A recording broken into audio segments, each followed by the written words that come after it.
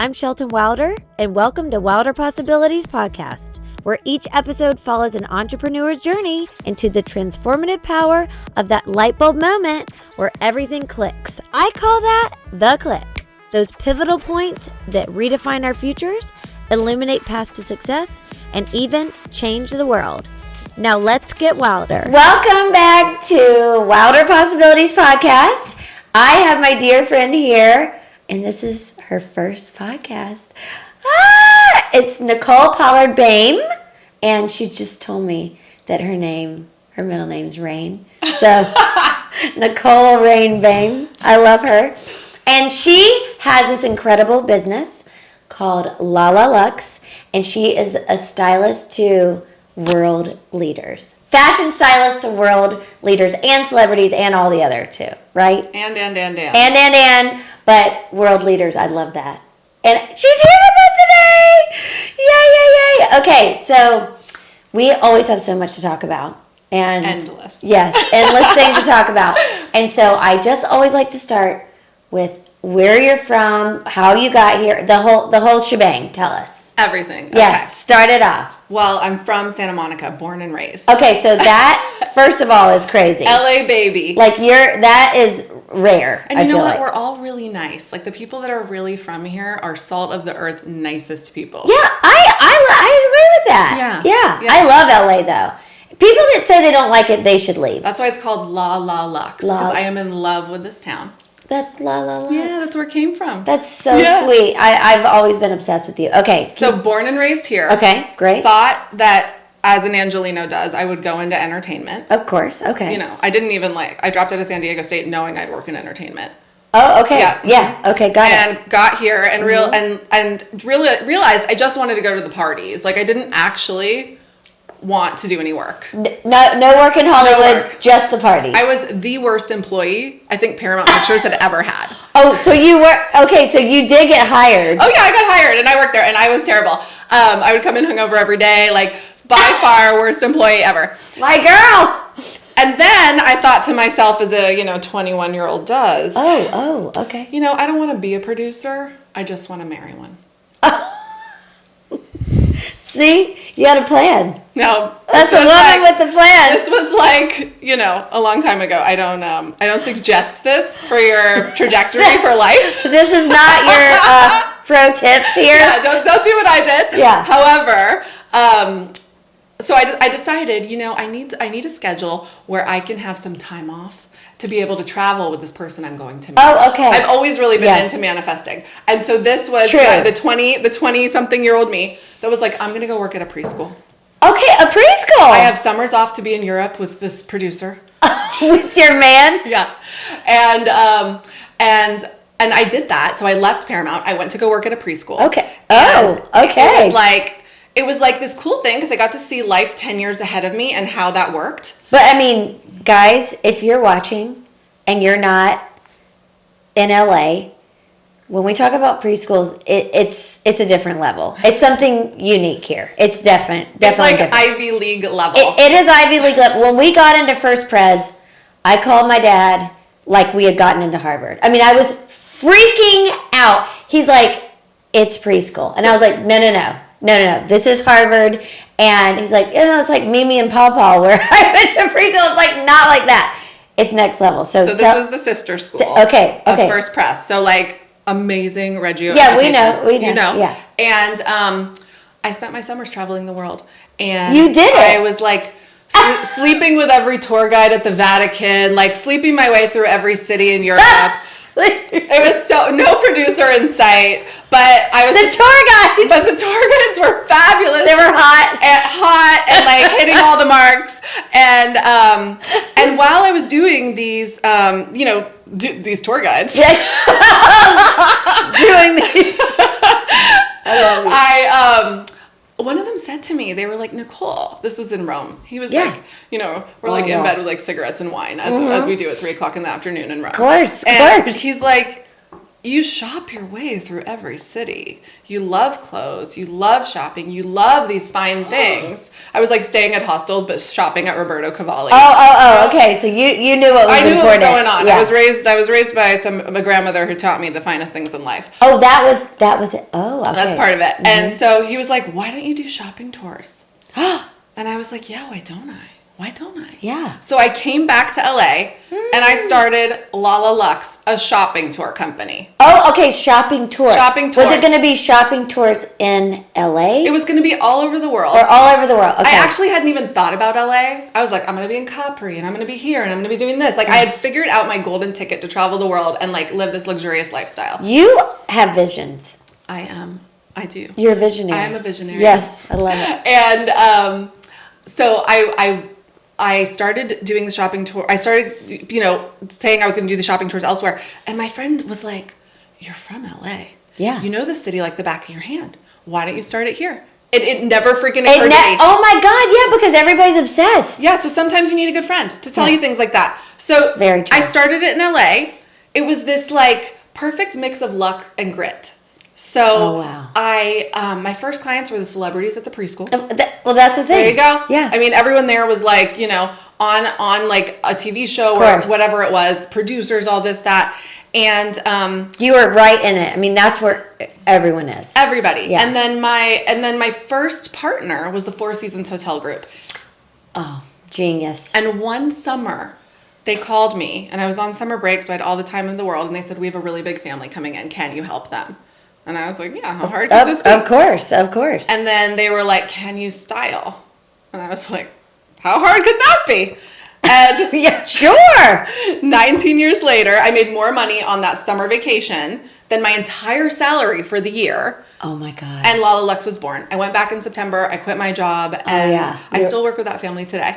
Oh, and that was from the Four Seasons. Mm-hmm. That is wow. But I mean, that's a long-lasting relationship. Absolutely. I mean, 19 years. Yeah, and it was obviously you don't suck at your job. I mean, you're obviously talented, and you've grown with them. I had to figure it out, and that's the thing. I think and you know this well too, and it's one of the things I love about you is it's like we don't know 10 steps ahead. We just know the next step, and that's what leadership is, and that's what courage is, and it's just like pushing that next step and just putting one foot in front of the other. Yeah. So all of a sudden, I was doing 6 and 7 figure buys at the biggest brands, and they had to take me very seriously. Yes. And I had to show up. Yeah. But they were taking you seriously. They had to. I had the money. You had the money. I mean, it was my client's money, but I showed up with it. That's how it works. That's how the world works. Yeah. Yeah. So, because if you don't know, guys, and what I used to do too, similar but not exactly the same, but is our clients would actually buy the clothes versus the studios will go and take them and like rent them kind of, or just use them for the celebs, but they wouldn't buy them. So if you have actual clients that are buying, they really want to take you seriously. Yeah, and in this town, most people know celebrity stylists, and that's not what I do. I don't do single looks for the red carpet. No. And I don't. Tell them the difference. Tell everybody the difference. Okay. I really don't think people know the difference. Well, I mean, obviously they're both really important, but what celebrity stylists do is they style a moment. Yes. And it's really about marketing. Mm-hmm. And what I do is I align the soul and style of my clients. And I take who they are and their inner essence. Yeah. And I bring that into their outer form so that they're in full alignment. Because my clients are world leaders. And so when they show up, they really need to be speaking their mission from what they wear. But it's not just one look. So that, like, when I used to have a similar business, but I had said from the grocery store to the White House. Because that was more, on the East Coast. But it's like these people, the people with the celebrity stylists, they look so amazing on the red carpet, okay? But then they're caught off guard. I mean, they just look, you would be like, oh my God, what are they wearing? So you are styling for all the time. Yes. Like their whole wardrobes in their closet. So take us through like a day of like going into, like working with a client.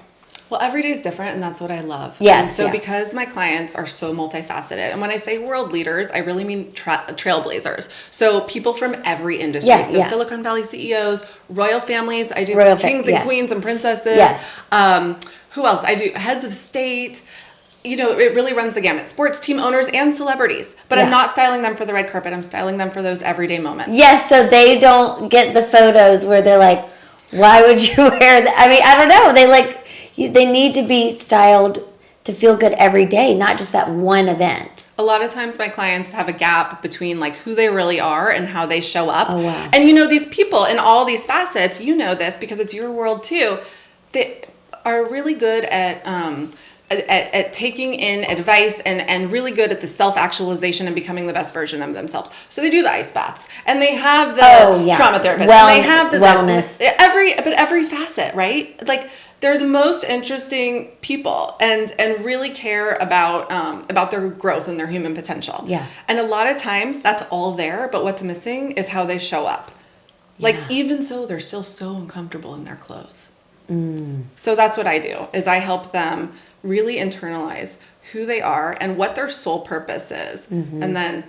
And how that looks on the outside. Absolutely. Because when you show up, I mean, that's what people, even to this day, because I'm from the South and I wear a dress up, and we dress up every day. They're like, what are you doing? No, that's how I was raised. That's how I show up all the time. It's part of my brand. You are on brand. You're so rare because, I mean, by the way, you come from fashion, so obviously this makes a lot of sense, but you're in complete alignment with who you are.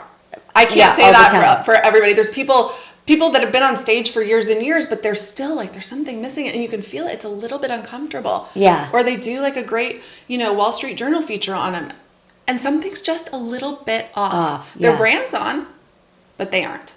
See, so this is where you come in. Yeah. I mean, this is very important, that what you're doing. And I feel like that you get all of the items out that don't work for them, right? We have a whole style team, and we go in and we clear out anything that's not serving them, anything that doesn't work, and then we fill in the gaps, and then we create the looks. And my clients have lookbooks. They know what to wear for every piece, whether it's a vacation in the Mediterranean or they're speaking at a conference or whatever it is. You get them all ready. Where it's like fully set up. Okay. Yeah. So, well, I mean, that's incredible and so needed. And so tell me, though, what happened after. So you were manifesting your producer, and then you were just working for you're styling the producers and the whole gamut. But what happened? Like, did you get married? Tell me the whole little story. Yes. So met your husband. While working at the preschool, I met and fell in love with my husband. And okay, that was while you were at the preschool. That was still while I was at the preschool. I did not know that. Yeah, and on our first date, I told him about this company I was planning to start. And he was my biggest supporter, my biggest champion. I love that. He comes from a law background, and he's like, here's your notebook to write your notes. And he's the guy this morning that was working on my camera to make sure it was like ready to go. Like he is. Oh my gosh. Is he a Virgo also? I don't know his sign. September. When's his birthday? May 23rd. 22nd? 22nd. No. Okay. Okay, Gemini. But no, Clark is lawyer and Virgo, but so organized like that. Okay, yeah. And really just my biggest champion. That's so good. And we built this together. He's an investment banker. He went from, he's had his own path, but he really has been there for every step of this process. That's for me. Amazing. Yes, and it's been so incredible to have that support. Yeah. And to have. Yes, you guys are a team. We are such a team. Such a team. Drive each other nuts sometimes. We've had other businesses together, but we are a team. Okay, so you started this and then moved forward, and then what happened next? Did you have? And then all hell broke loose. So we all have those moments, and those pivotal moments in our lives where grief comes and just punches us in the face. And for me, it was the death of my newborn son. Ari, my husband, and I, the minute he was born, I understood that we were soulmates. And it really, put everything into perspective about what was important in life. And he was killed in the hospital. And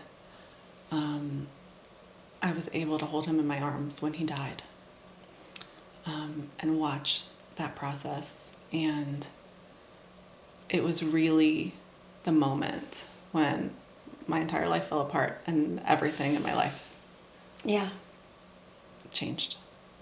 And what's interesting about that is I was just supposed to bounce back and go to work a month or two later, just keep doing what I was doing. No, because he was a healthy baby. He was a healthy baby. And he was accidentally killed during birth, and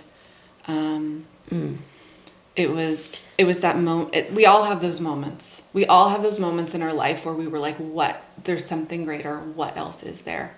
And for me, that was the moment where I was like, why the fuck am I here? What is this? Yeah. I mean, when you told me this, it tore me apart. But for you guys to stay together, that's what I've been just so incredibly,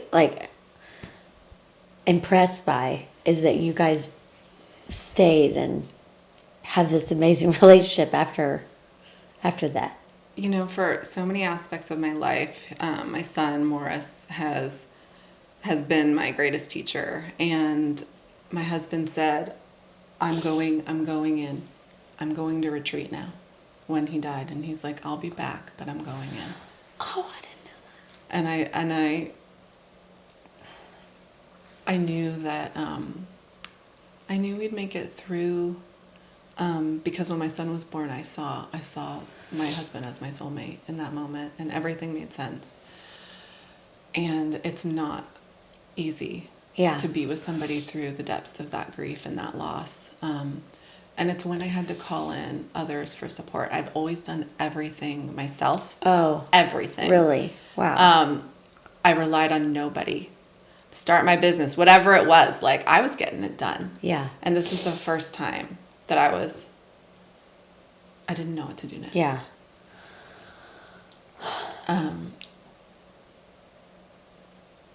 And my daughter, her name is Phoenix, because my husband said to me in the hospital as I was holding my son, and he said, we will have another child, and their name will be Phoenix. Oh, wow. Yeah.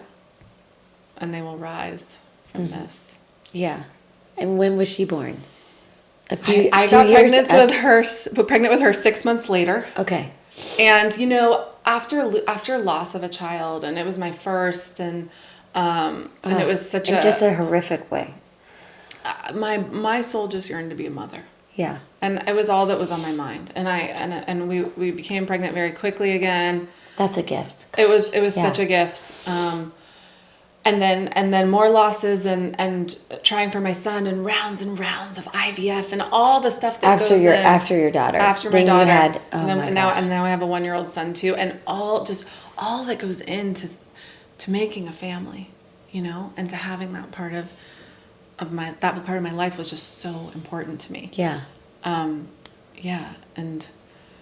wow. And I still say I have 3 children. It really freaks people out. And I still, especially when they're like, where's the third? I'm like, he's dead. I mean, it's like, my daughter, it's his birthday this month. And it's actually why I launched Quantum Style this month. And I'll tell you more about that in a minute. But my daughter says she's a middle child. She says she has an older brother and a younger brother. And he's very much a part of our life. And he's a part of my connection to something greater. And when I need support and I'm calling things in, I'm talking to him.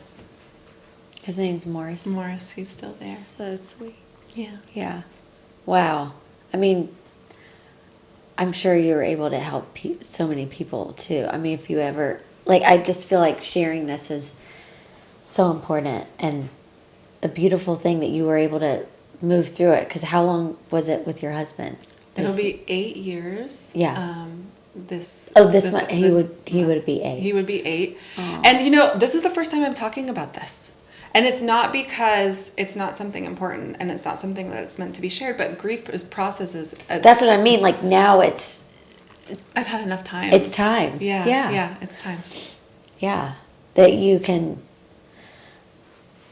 I mean, I don't know. It's just beautiful.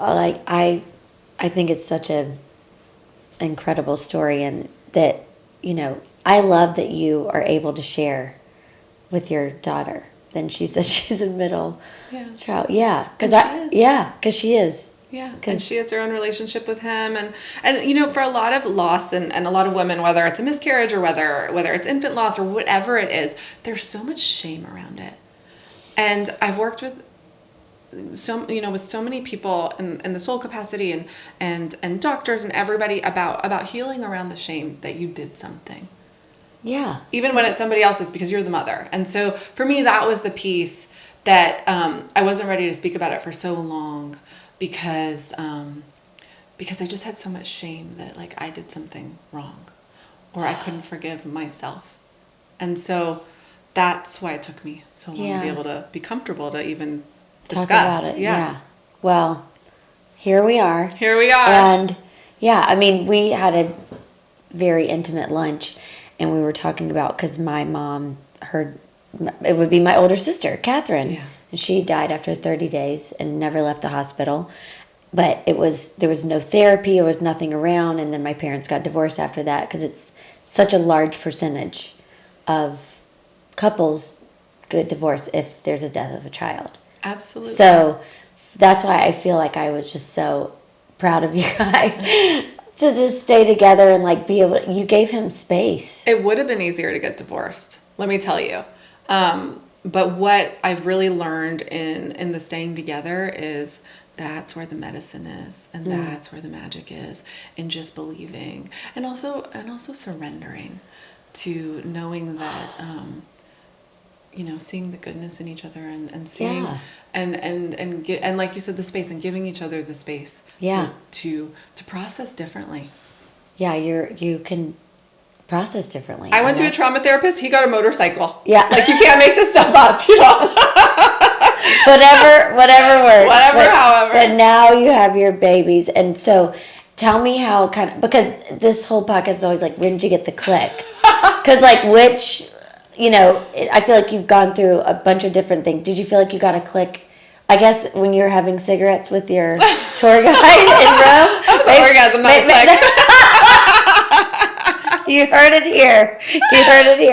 Okay, so that was that. And then moving, when was it after? I mean, I feel like life, like we've talked about this before, is a bunch of clicks. And when you're on one of those, like not the e-bikes, but the original bikes with like, and you change the gear, and it's like click, click, click, click, click, click, click. And so I'm like, oh, I love that analogy. It happened to me recently on one of these slow bikes, and I'm like, the clicks just keep coming. I'm like, where's my e-bike? I haven't worked out enough for this, but the clicks keep. Let's get on AI and the e-bike. Yeah, exactly.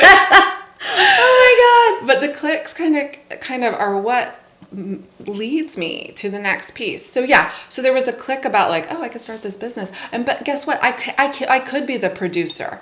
You are the producer. You're producing all of the outfits. I'm sorry, but it's so important. I did become the person I wanted to marry. Yeah. And so I love that. Yeah. And so and I'm so proud of that, and I'm proud to show my children, that I can be both, that there's that duality, that I can want to be cared for, and that I can make money and have a great business and help people. And then so that was obviously a click. Having my children and losing my son, it wasn't a click. But what it did was it allowed me to see that there was so much beyond myself. I was living in a very superficial world before then, and everything was some pieces that I produced, right? I made. I wanted to get married. I got married. Like check, check, check. I did all the things on my list. Yeah, okay. But at that moment, I realized I wasn't in charge. And so that was really like a big turning point for me. And then I ran my business and my spiritual life separately. I was like, stylist to world leaders, front row at Paris Fashion Week, in Bloomberg, New York Times, like all the stuff that was going great. And then I was on the spiritual path and working with leaders, and spiritual leaders and doctors and medicine people and all this that things. You were trying to I literally went and found my soul in the underworld on a journey and hugged it back into my body. Like I've done it all. Oh yeah. But they were like this. Okay. And so the real click for me was I was working with one of my spiritual teachers, and I had been like in business, like you work so hard to get what you want. And in spirituality, I was like doing the same. I was working so hard to be a good student. And hustling. Yeah. It's like the opposite of what you should be doing, right? Yeah. That's not the flow. That's not Even the though flow. you don't know that it's not the flow, but yeah. And I met with my teacher and I just had this profound opening where all the work that I've been doing for the last 7 years downloaded in my body. And it was like on a cellular level. And I no longer could sit quietly and not merge my work with my fashion styling, my spiritual work. And it didn't make sense for me because I realized in that moment that I was a servant of the heart. And fashion is my vehicle. So anything I do is through the heart and a vehicle towards transcendence. Yeah. So one day I just was like, I got to show up. Yes, I'll do your podcast. Yes, I'll do everything because I'm here. I've arrived. Like, you're out. I'm out. Yes. Of the closet in my business. Yes. Yeah. Of the closet. But you said that you had a really hard shift of where you were like, I don't know if I want to do this. So when my son died, and I have lovely, well-meaning people, but it's fashion. First of all, I was pregnant, I was getting big and small and big, like pregnant all these times. Yes. Like that world, people are like, ugh, like it's just not this like welcoming, inclusive world. They want it to be, but it's not. Yeah. And I had clients that really needed a high level of support, and I had this fashion world that was like, just like the marketing and they eat people up and spit them out. Yeah. And that's the fashion world. Oh, and I was like, what am I doing here? Yeah. Yeah. I've tasted God. I watched my children being born. I've learned more in that world than I could ever imagine. Yeah. I'm so thankful for that. And then what am I doing here tying people's shoelaces? Like, how is this helpful? Oh, got it. And I was so angry. I was seething. And I'd show up every day with my smile and my racks of clothes, and I'd dress people great. And underneath, I was a mess. Yeah. And it really was for me that nothing was merged. I was like living two separate lives. I would come home and meditate and sit with pictures of Amma and have do all the things. Yeah. And then I'd be at work, and the moment when everything downloaded, I understood that I was to be a servant from the heart to humanity, and that this is so much bigger than me. And really, it's not a mission to dress people and align them, but it's like a movement. When people are in line, magic unfolds for them. And this is happening to my clients. As soon as I showed up and I was like, this is what we're doing. Like, who do you want to be in your life? How do we close the gap between how everybody sees you and who you really are? And when we close that gap, people are in full alignment. They light up. The love that they had been looking for in their lives shows up. Oh, wow. A lot of them have become business-wise, but other areas of their lives still are a work in progress, like all of us. And it's like, to just walk into the world living in your purpose and in every step. I mean, magic unfolds for these people. Wow. Yeah, they've probably never even been spoken to like that. No. So that's a beautiful thing, too. Spoken to in that loving way, like, let's open this up. Let's not just talk about if you like this Valentino dress or this Celine. You know what I mean? Like something like that. Like, and that's the thing. It's about the trends. It's not like I'm not saying renounce fashion, wear hemp, sell your Birkin collection. No. But it's like, what is kind of feeling more in alignment for them? Does this piece light you up? Yeah. Does it speak to who you are? Mm-hmm. And when you wear it, are you a vehicle for your greatest mission? Oh, wow. That's what I ask my clients. That's the language. Yeah. That's the new language. And because you have this whole new project launching, right? Yes. So Quantum Style is my new project. I'm so excited. I mean, I've never launched anything since I launched my business 19 years ago. Like, this is my first new piece, and it's everything. Like, it's everything. I see. You're so excited. I'm excited. I'm watching it all. It's exciting to watch. Thank you for watching it unfold and seeing it. But it's everything I've always wanted in self-actualization, in transcendence, in people finding out who they are. And then, I mean, just from my 19 years of experience as a fashion stylist and my access being able to address that. So there's an ancient teaching that regards our bodies as vessels, cradling the soul. And how we adorn these vessels is a form of divine worship. Adorn the vessels. So this is like, how do we worship? And by the way, this isn't religious. Like, I work with atheists and every religion. No. This is worshiping your essence so you can do greater things. And so it's a 12-month program, and it starts with really going within. And I work with my clients every month to unlock who they are and how they show up in the world. Wow. That's okay. So that's how that's what's launching right now. Yes, it's quantum style. I love it. It's going to change your life. It is. It's happening. It's going to change your life. And it's the medicine and the magic. And we put it together. And it's like when you arrive fully, anything is possible. You unlock your full potential. You're so amazing. This is so exciting. And I know you already have people lined up, like you're doing it. It's already started. It's already started. Yes. So it's going to be so fun to watch it. What great timing for this. I can't believe this is your first podcast. You seem like you've done hundreds of podcasts. This is just the beginning. I mean, you popped my cherry. Yes. I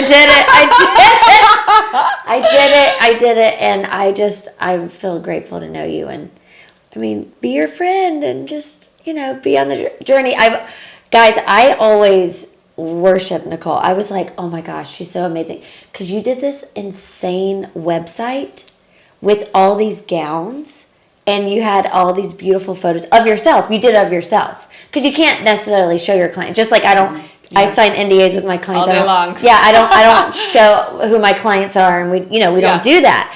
And that's why I keep having clients, and that's why but you did it for yourself, and I just always loved it. I was always such a fan, and we first met at some studio, who knows forever, and you were always so good about your self-worth. Oh.